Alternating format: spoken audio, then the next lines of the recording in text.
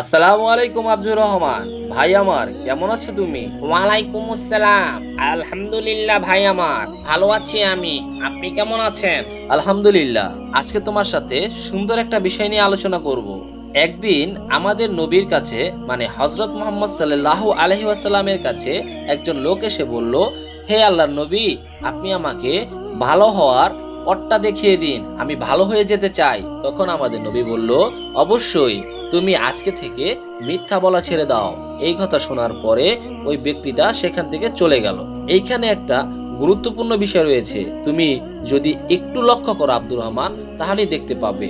অর্থাৎ একটা মানুষের ভালো হওয়ার জন্য অবশ্যই আগে তাকে মিথ্যা ছেড়ে দিতে হবে।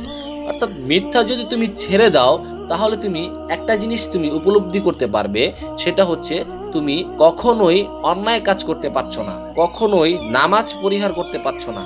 কারণ অন্যায় কাজ করতে না পারলে তখন তোমার ভালো কাজ করার উৎসাহ জাগবে, অর্থাৎ নামাজ ত্যাগ করতে পারবে না।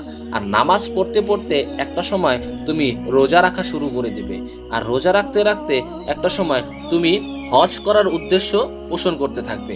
এই ধারাবাহিকতার মধ্য থেকে একটা মানুষ ভালো হয়ে যেতে থাকে।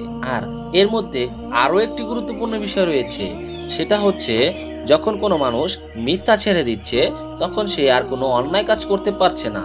আর অন্যায় কাজ করতে না পারার কারণে সে সব সময় তার প্রত্যেকটা আমলের জন্য পুরস্কার পাচ্ছে। আল্লাহ সুবহানাহু ওয়া তাআলা তার প্রতিটা বান্দার আমলনামাকে খুব সুন্দরভাবে পর্যবেক্ষণ করেন। আর এই পর্যবেক্ষণের মাধ্যমে যে যত বেশি নেক আমল করে, তাকে আল্লাহ তাআলা আরো বেশি উপহার প্রদান করে থাকেন।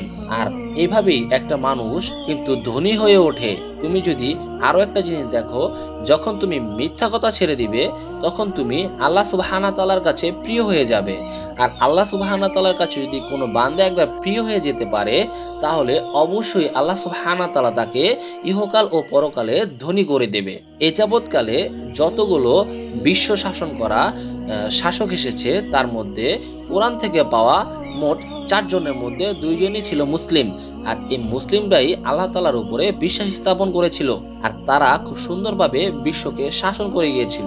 বলা হয় ওমর বিন খাত্তাব, যিনি অর্ধ পৃথিবী শাসন করেছিল, একসময় তিনি বিধর্মী ছিল।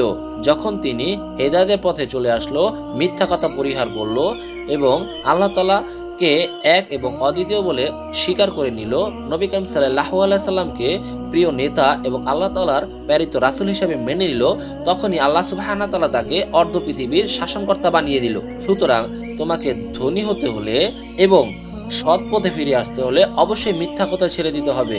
কারণ আমাদের নবী যখন ওই লোকটার উপস্থিতিতে বলেছিল, তুমি মিথ্যা কথা ছেড়ে দাও, তাহলে তুমি ভালো হয়ে যাবে, এই কথা বলার পর ওই লোক ওইখান থেকে চলে যায়। আর আমাদের নবী যে কথাটা বলেন, সেই কথাটা 100 ভাবে মিলে যায়, এবং ওইটা হতেই হবে, কারণ উনি ওহী ব্যতীত কোনো কথা বলেন না। এই ব্যাপারে আল্লাহ সুবহানাহু ওয়া তাআলা সূরা আন-নজমের 3 থেকে 4 নম্বর আয়াতে বলেন, তিনি ওহী ব্যতীত কোনো কথাই বলেন না। তিনি বলতে আল্লাহ সুবহানাহু ওয়া তাআলা আমাদের রাসূল হযরত মুহাম্মদ সাল্লাল্লাহু আলাইহি সাল্লামের কথা বলেছেন। সুতরাং আল্লাহ নবী যে কথাটা বলেছেন তা অক্ষরে অক্ষরে সত্য হবে, এবং তা গ্রহণ করলে জীবন এবং আখিরাতও সুন্দর হয়ে যাবে। বুঝতে পেরেছো ভাই আমার? বুঝতে পেরেছি ভাই। আসলে আমাদের জীবন চলার পথে আমরা যে কোনো জায়গায় যে কোনো মুহূর্তে মিথ্যা কথা বলে থাকি। এই মিথ্যা কথাই হচ্ছে আমাদের জীবনের ধ্বংসের মূল কারণ। আমরা যদি কখনো মিথ্যা কথা না বলতাম, তাহলে আমাদের প্রত্যেকটা দোয়াই আল্লাহ তাআলার দরবারে কবুল হতো। প্রত্যেকটা দোয়া কবুল হওয়ার পিছনে কিছু পূর্ব শর্ত রয়েছে, আমরা সেই শর্তগুলো মানি না। আর সেই শর্তগুলোর মধ্যে প্রথম শর্তই হচ্ছে মিথ্যা বলা ছেড়ে দেওয়া। কারণ মিথ্যা একেবারে মানুষের জীবনের ইহকাল ও পরকালকে ধ্বংস করে দেয়। যেখানে আমি এরকম একটি হাদিস শুনেছি, আল্লাহ নবী বলেছেন, কেউ যেন দুষ্টামির ছলেও তার নিজ স্ত্রীর সাথে মিথ্যা কথা না বলে।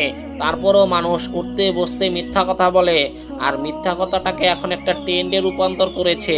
এটাকে বলা হয় যে দেখি কে কয়টা চাপা মারতে পারে। চাপা মানে হচ্ছে মিথ্যা কথা বলা। অর্থাৎ মানুষ এমন ভাবে প্রতিযোগিতা করছে যে কে কার চাইতে বেশি গুনাহ অর্জন করতে পারে। হ্যাঁ, আফসোস, যদি তারা একটু বুঝতো যে এর শাস্তি কি হবে। ঠিক কথাই বলেছো ভাই আমার, এই জন্যই তারা আজকে গরিব। কারণ ধনী হওয়ার পূর্বশর্ত হচ্ছে তাকে মিথ্যা ছেড়ে দেওয়া। মিথ্যা না ছাড়া পর্যন্ত সে কখনোই ধনী হতে পারবে না। এই কথাটা তুমি মনে রেখো ভাই আমার।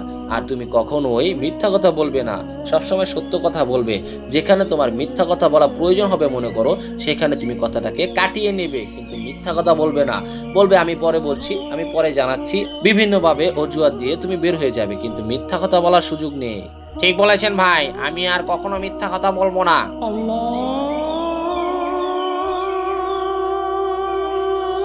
ওই তো আব্দুর রহমান মাগরিবের আজান দিচ্ছে, চলো নামাজ পড়তে যাই। চলুন ভাই।